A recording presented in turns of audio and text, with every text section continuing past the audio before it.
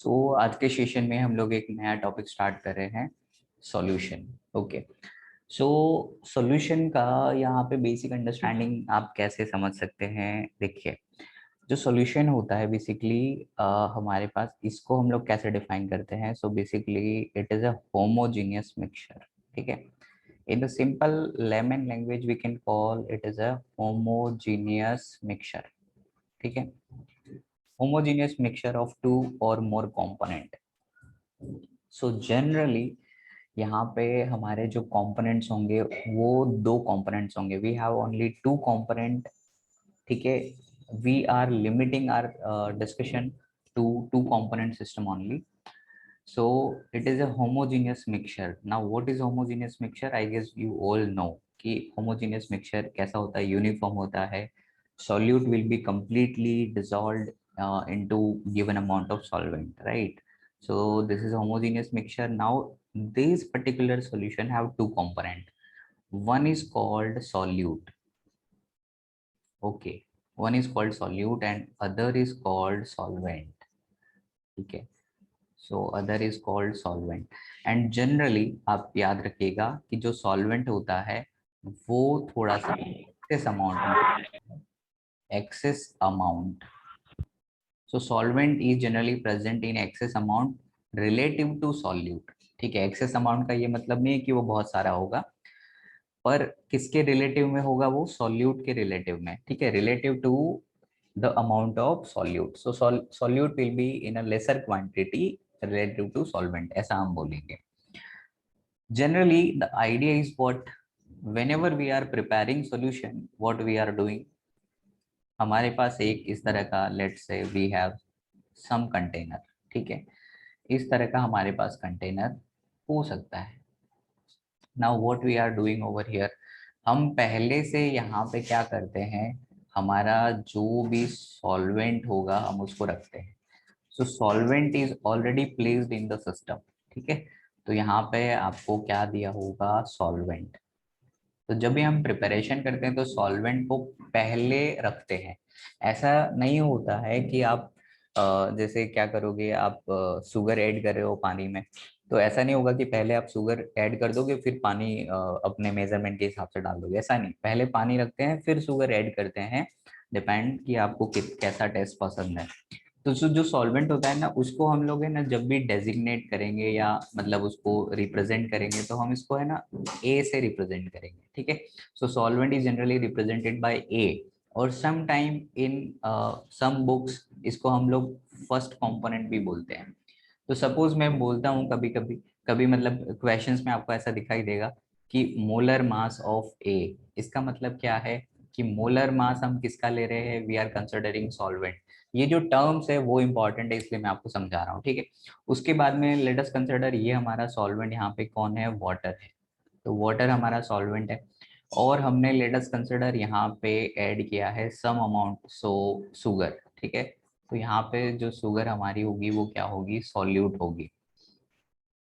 ठीक है, तो अब आप डेफिनेशन कैसे लिखोगे, so solute is a substance which is being dissolved in a given amount of solvent. And solvent क्या होता है, it is a chemical substance which is used to dissolve solute. ठीक है, सो ऐसे आप डिफाइन कर सकते हो, but definition is not that important. बस आपको आइडिया होना चाहिए कि सॉल्यूट क्या होता है, सॉल्वेंट क्या होता है। ठीक है, और सॉल्यूट क्योंकि ये बाद में आया है, later it later come into the picture, so इसलिए हम लोग इसको जनरली बी से डेजिग्नेट करते हैं, या फिर कंपोनेंट नंबर 2। सो यहाँ पे आपके पास दो कंपोनेंट आपको दिखाई दिए, एक कंपोनेंट सॉल्यूट है जिसको हम लोग बोलते हैं ए। ठीक है, और एक कंपोनेंट है जिस सॉल्वेंट है जिसको हम लोग डेजिग्नेट करते हैं बी। जो बी है थोड़ा सा एक्सेस अमाउंट में होता है relative to the value of solute. ठीक, so this is the idea about the homogeneous mixture called solution। अभी ये जो सॉल्यूशन होता है इसके जो पार्टिकल्स होते हैं वो यूनिफॉर्म होते हैं। ठीक है, यानी कि कंप्लीटली वो डिसॉल्व होगा। तो एग्जाम्पल के तौर पे अगर हम समझे कि वो सॉल्यूशन कौन कौन से हो सकते हैं, जैसे कि आपने कोई भी एसिड लिया, ठीक है, और उसको वाटर में डिसॉल्व किया, तो डेफिनेटली ये क्या होगा, एक होमोजीनियस मिक्सचर होगा, और इसको हम लोग बोलेंगे सॉल्यूशन। ऐसे ही आप some amount of sugar you can take, and dissolve in water, so you will get homogeneous mixture. ठीक है, similarly you can take NaCl और some amount of water over here. तो ये जो मिक्सचर आपको दिख रहे हैं ये क्या है, होमोजेनियस मिक्सचर है, इसको हम लोग बोलेंगे सॉल्यूशन। ठीक है, इसके बाद अगर मान लो कि एक एग्जांपल हम कंसिडर करें सैंड पार्टिकल्स या sand plus water, so this will be a heterogeneous mixture. ये एक हिट्रोजीनियस मिक्सचर है और इसको हम लोग सॉल्यूशन नहीं बोलेंगे। ठीक है, ये हिट्रोजीनियस मिक्सचर है and it is not part of solution, that's it.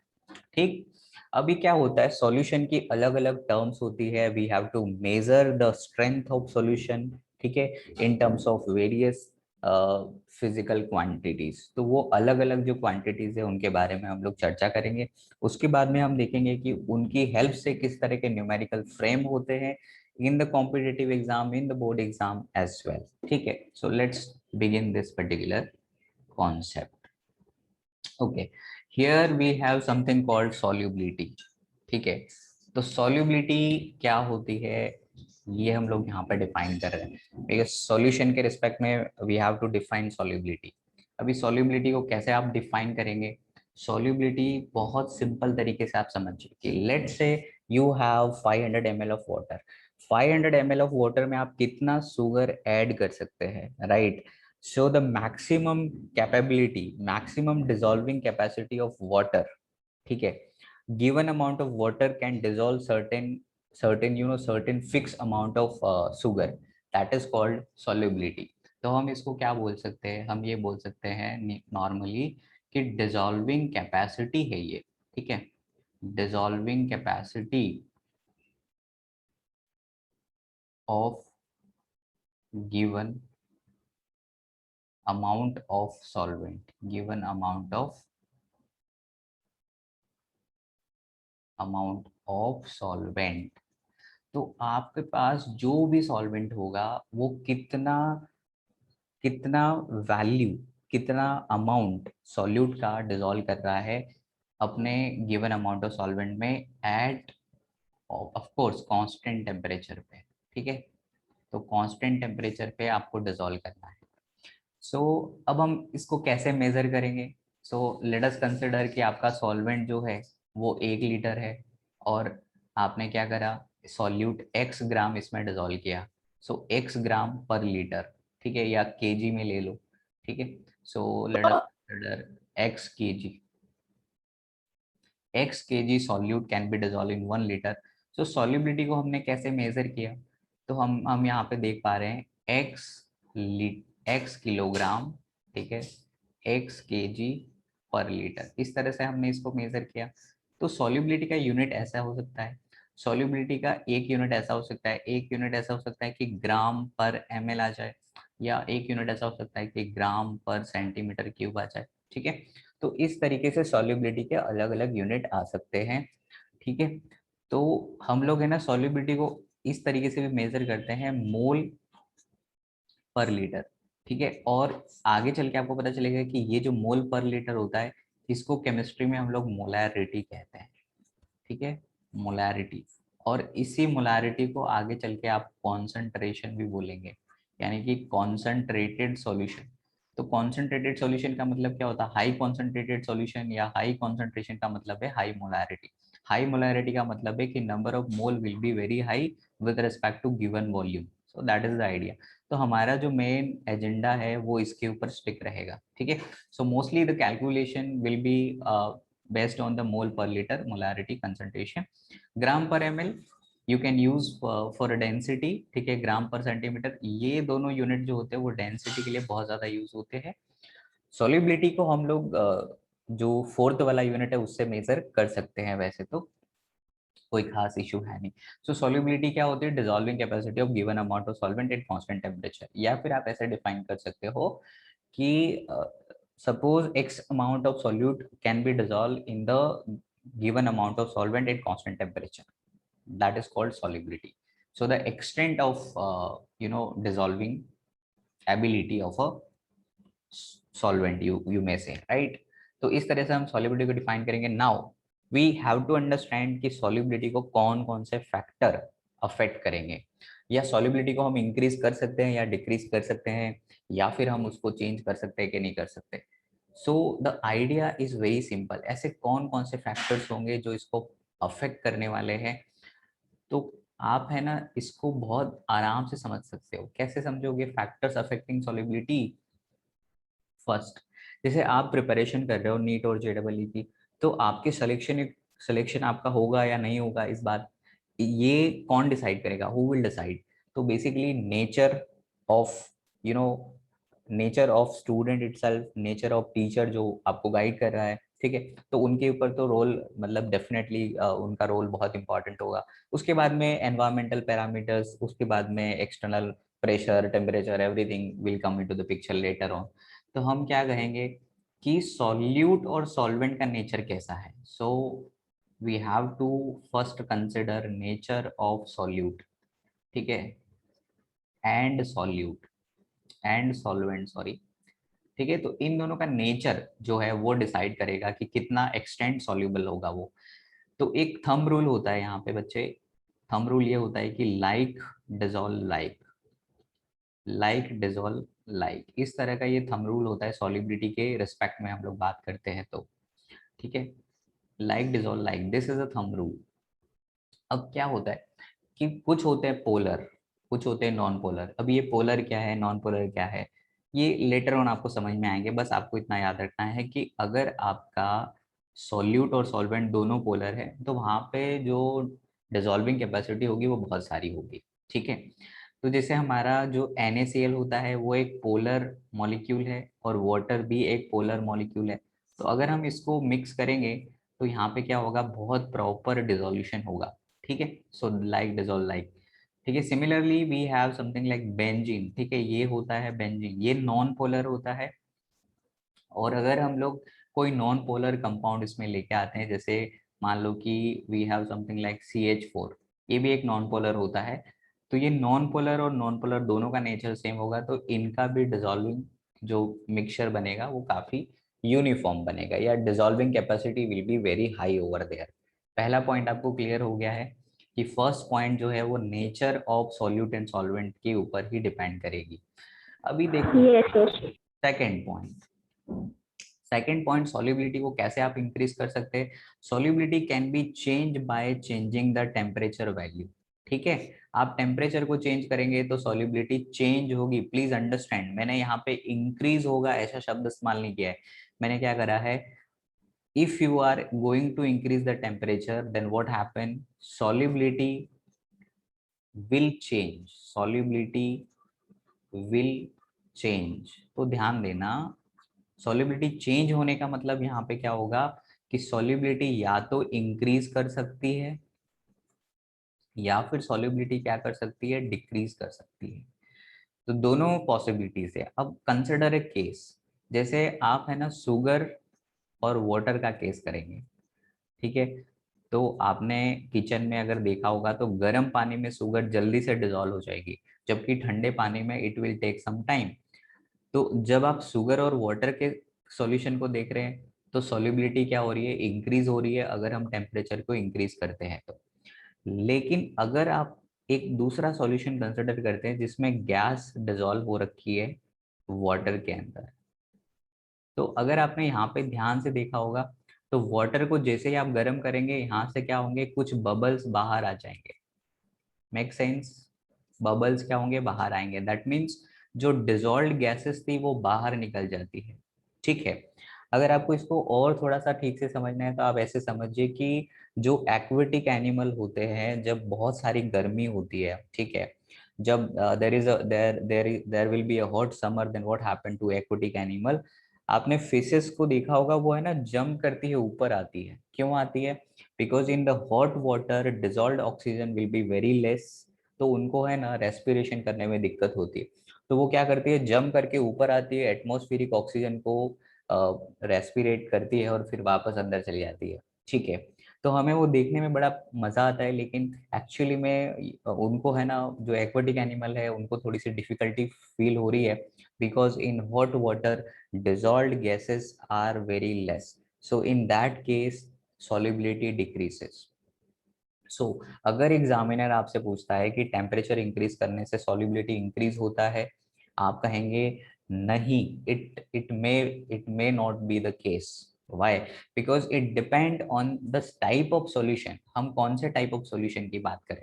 तो बेसिकली शुगर क्या होता है? शुगर बेसिकली होता है सॉलिड, और इधर क्या है? लिक्विड। तो जनरली आपका है ना, सॉलिड लिक्विड सॉल्यूशन हो या लिक्विड लिक्विड का सॉल्यूशन हो, इन दोनों के केस में क्या होता है बच्चे? टेम्परेचर इंक्रीज करोगे, सॉल्युबिलिटी इंक्रीज होगी।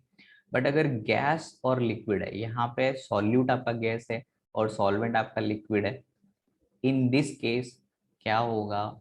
टेम्परेचर बढ़ाने से सॉल्युबिलिटी डिक्रीज हो जाएगी। Make sense? पता चल रहा है आपको इतनी चीज? ठीक है।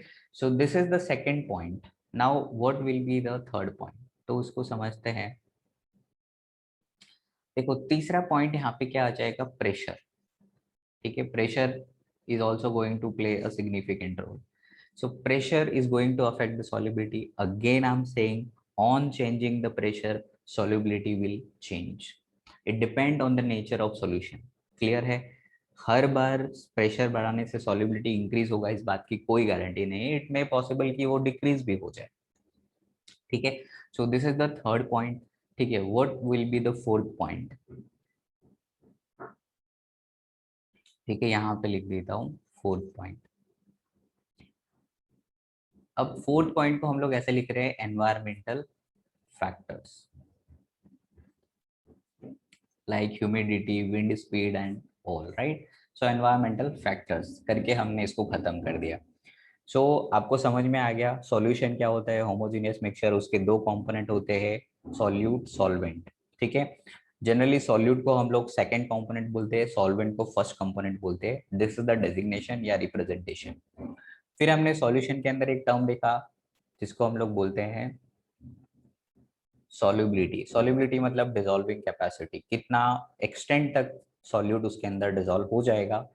ठीक है, जो भी आपको गिवन अमाउंट ऑफ सॉल्वेंट होगा उसके अंदर, और कौन कौन से फैक्टर वहां पे डिसाइडिंग रोल प्ले करेंगे, सॉल्युबिलिटी को चेंज कर सकते हैं। टेम्परेचर, प्रेशर, ठीक है, nature of solute, solvent and environmental factors like wind speed, humidity and all. Make sense? याद रहेगा इतना? Yes. Now let me add one page. देखिए, अब हमारे पास एक टर्म आता है, आपने सुना होगा सैचुरेटेड सॉल्यूशन। तो क्विकली आपको बता देता हूँ कि सैचुरेटेड सॉल्यूशन का क्या मतलब होता है। सैचुरेटेड सॉल्यूशन वो सॉल्यूशन होता है जिसमें extra amount of solute can not be added. अगर आपने थोड़ा सा भी 1 ग्राम, 0.5 ग्राम भी ऐड किया तो क्या होगा? Precipitation will start. ठीक है, तो सैचुरेशन सॉल्यूशन का क्या मतलब है? Maximum dissolving extent is already reached।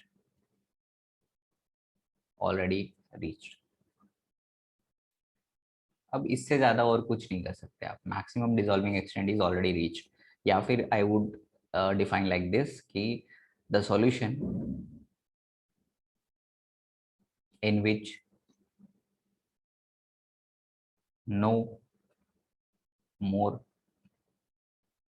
amount of solute can be dissolved in given amount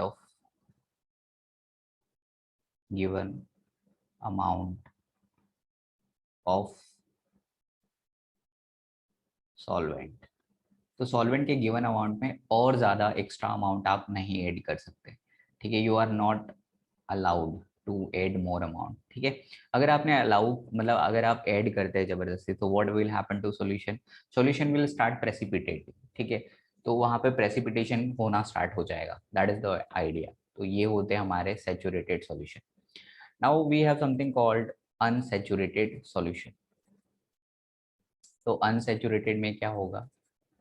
unsaturated solution, obviously some amount of solute can be added। ठीक है, तो हम लिख सकते हैं the solution in which some amount of solute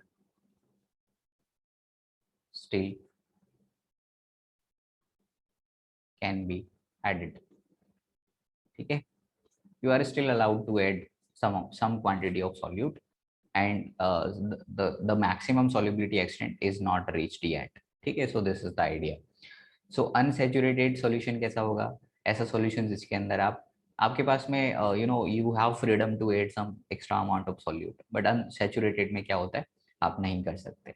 एक term होता है super saturated solution. Super saturated, ये क्या होता है, ये आपको ढूंढ के आना है। ठीक है, दिस इज योर होमवर्क।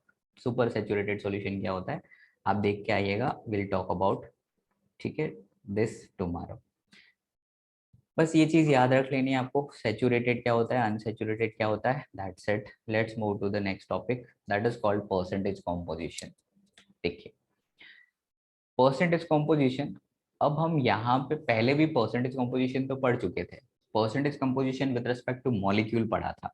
अभी यहाँ पे हमें क्या करना है, percentage composition with respect to solution पढ़ना है। ठीक है, तो विद रिस्पेक्ट टू सॉल्यूशन की अगर हम बात करें तो प्लीज ट्राई टू अंडरस्टैंड कि आपके पास में सॉल्यूशन होगा, तो सॉल्यूशन कैसे बनता है। तो सॉल्यूशन बनाने के लिए आपके पास ऑब्वियसली दो लोग आते हैं, एक आता है सॉल्यूट, ठीक है, और एक आता है सॉल्वेंट। जब भी परसेंटेज हम लोग निकालेंगे ना, तो परसेंटेज निकालेंगे आप इधर से। ठीक है, so let me show you. ठीक है, ये हमारा मार्क्स ऑब्टेंड जैसा सीन होगा, और ये हमारा होगा मैक्सिमम मार्क्स। ठीक है, तो अब सपोज करो कि मैं सॉल्यूट को है ना वेट में मेजर कर रहा हूँ। ठीक है, I am measuring the amount, the quantity of solute in terms of weight, और सॉल्यूशन का जो वेट है वो भी मैंने वेट की टर्म्स में मेजर किया। तो यहाँ पे देखो, सॉल्यूट को हम लोग क्या बोलते थे, कंपोनेंट 2, तो मैं इसको बोलता हूँ WB, और इसका सॉल्वेंट का जो वेट है उसको हम लोग बोलेंगे WA। तो ये दोनों मिल के क्या करेंगे, वेट ऑफ क्या बनाएंगे, सॉल्यूशन। तो हमेशा याद रखना, वेट ऑफ सॉल्यूशन कैसे आएगा, तो सॉल्यूट और सॉल्वेंट के वेट को ऐड करने के बाद आएगा। ठीक है, अब जरा ध्यान से समझना। तो अगर मैं कहता हूं कि पहला मेरा परसेंटेज जो कॉम्पोजिशन निकलेगा उसको हम लोग बोलेंगे weight by weight percentage composition. Now what does it mean, इसका मतलब ये है कि weight by weight percentage composition का क्या मतलब है। तो weight by weight percentage composition का सिंपल मीनिंग यहाँ पर ये होगा कि we are considering weight with respect to total weight of the solution. Suppose आपने total weight of the solution मान लिया 100, ठीक है, और वेट ऑफ सॉल्यूट मान लिया आपने लेट्स से x। ठीक है, तो वेट बाय वेट परसेंटेज कितना होगा, तो ये हो गया x ग्राम, ये हो गया आपका x ग्राम।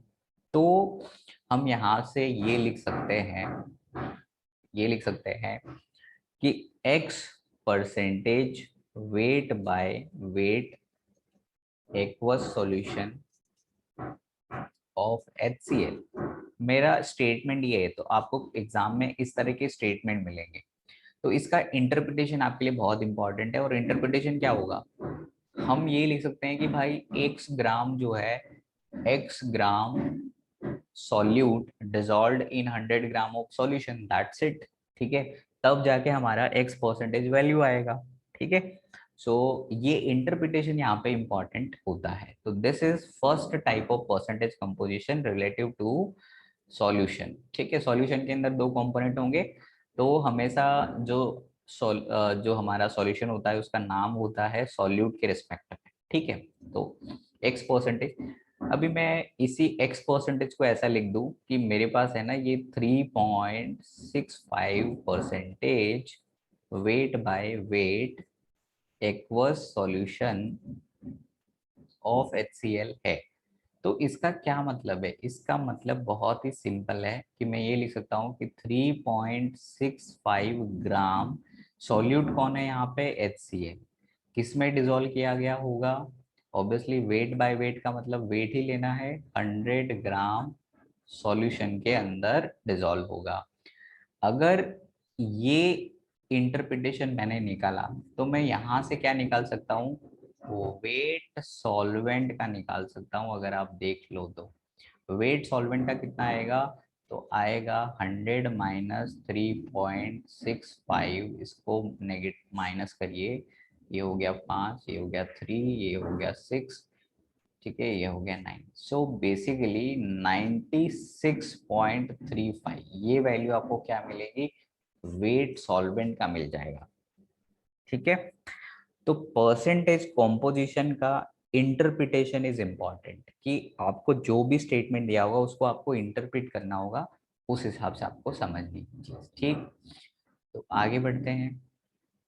तो हमारा जो फर्स्ट कंपोजिशन है उसको हम लोग बोलते हैं wait by weight percentage composition.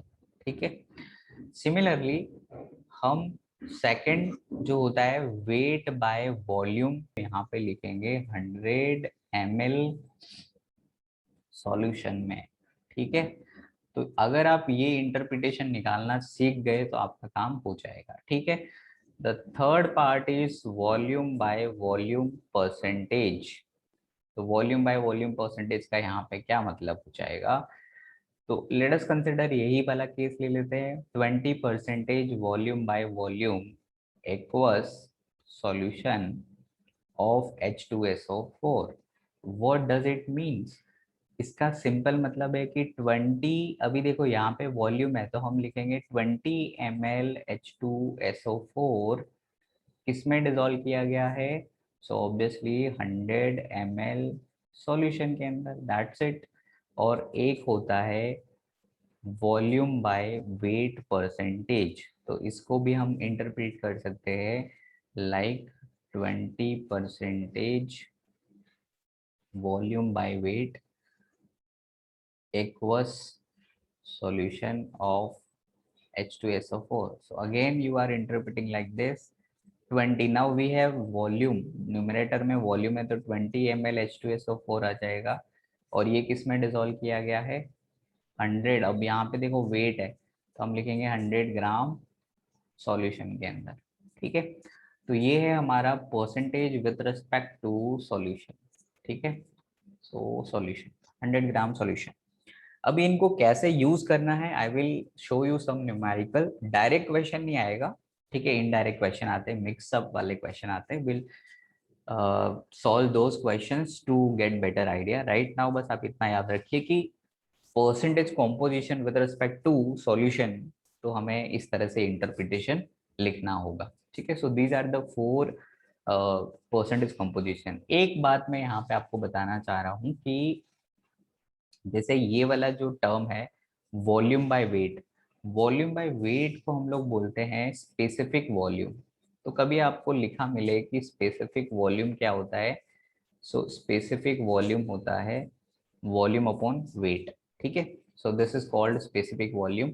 और इसको हम लोग ऐसे भी बोल सकते हैं inverse of density, inverse of density, क्योंकि डेंसिटी क्या होता है, वेट अपॉन वॉल्यूम।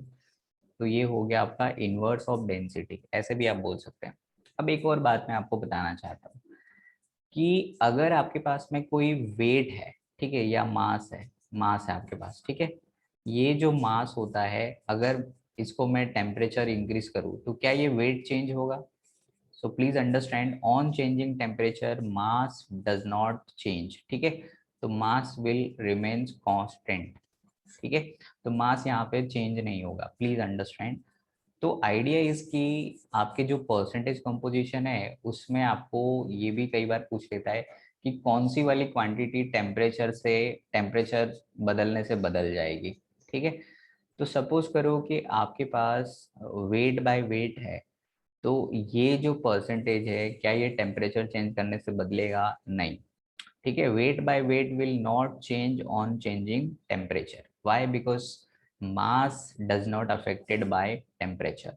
लेकिन वॉल्यूम डेफिनेटली चेंज होता है, वॉल्यूम चेंज होता है if you are going to change the temperature. ठीक है, तो ये एक फंडामेंटल आइडिया है जो आपको रखना है। तो जब भी वॉल्यूम आएगा पिक्चर में तो टेम्परेचर बदलने से वो वाली क्वांटिटी जरूर चेंज हो जाएगी। ठीक है, तो ये आइडिया है हमारा। तो ये इंटरप्रिटेशन हमने लिख दिया। ठीक है, आगे बढ़ते हैं। सर हाँ। सर बोलिए बोलिए। सर आपकी सारी स्लाइड्स व्हाट्सएप में भेज देंगे? हाँ भेजेंगे, ठीक है, डोंट वरी। पर generally you have to make note out of it. Why? Because आप है ना, ये कंटेंट तो ऑलरेडी आपको बहुत सारे ऑनलाइन प्लेटफॉर्म पे मिल ही जाएगा, लेकिन जब तक आप खुद के पेन से, सर हमने हैंडमेड तो बना ही है। हाँ मतलब वो वही कह रहा हूँ मैं कि फोटोज या पिक्चर रखने से, स्लाइड्स रखने से आपको बहुत बेनिफिट नहीं होने वाला है। You have to write these things in your notebook by your own hand. ठीक है, तब जाके क्या होगा कि हैंड और आई का कोऑर्डिनेशन बनेगा, तो वो आपको है ना लॉन्ग रन में याद रहेगा। ठीक है, सिर्फ आप ओके पिक्चर सर। को देखेंगे that will not serve the purpose, right? So ये चीज है, मैं मतलब शेयर तो कर दूंगा slide, but still you have to write in your own language. ठीक है, थोड़ा सा आपको कैसे करना होगा कि ये चीजें क्या कर रहा हूँ मैं, बहुत शॉर्ट में लेमन लैंग्वेज में लिख रहा हूँ। तो क्या होता है कि आप है ना अपनी एनसीईआरटी को भी साथ में रखेंगे और उसके अंदर suppose some key points are given over there, you have to read that para, और उसमें से कुछ काम की चीज निकलती है तो आपको लिखना होगा। ठीक है, so don't worry about all those things. ठीक है, I will share these slides as well. Now let's try to understand one small topic called mole fraction. ठीक है, तो इसको समझ लेते हैं। और देखिए, ये जो मोल फ्रैक्शन है ना, ये क्या होता है? देखिए यहाँ पे एक टर्म छुपा हुआ है, फ्रैक्शन।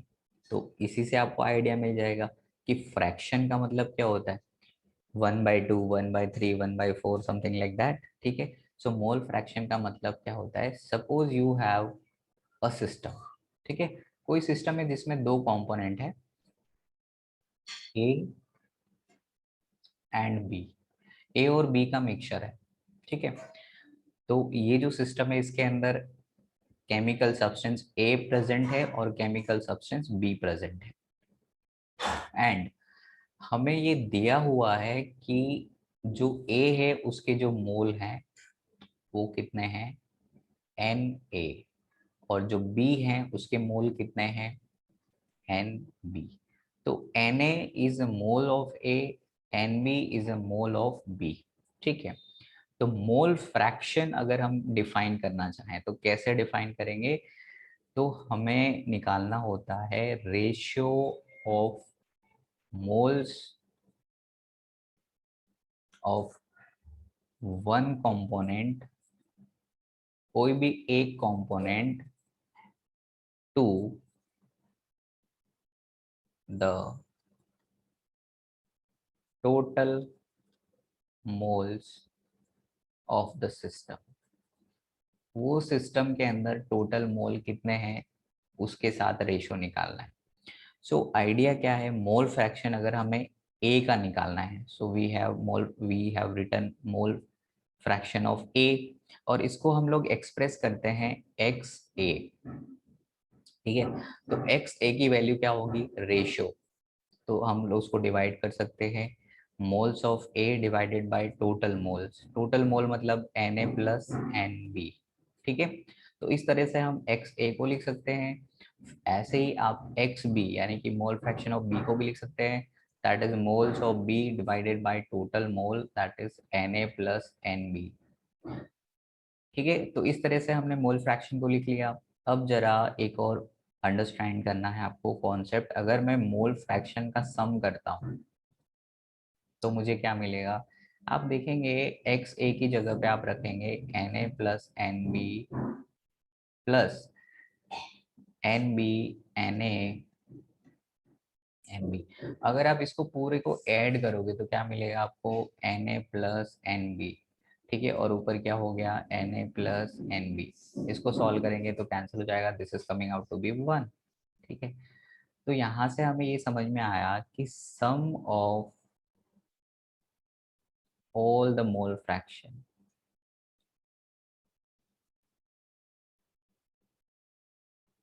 Always equal to 1। तो एक तो ये बात आपको याद रखनी है।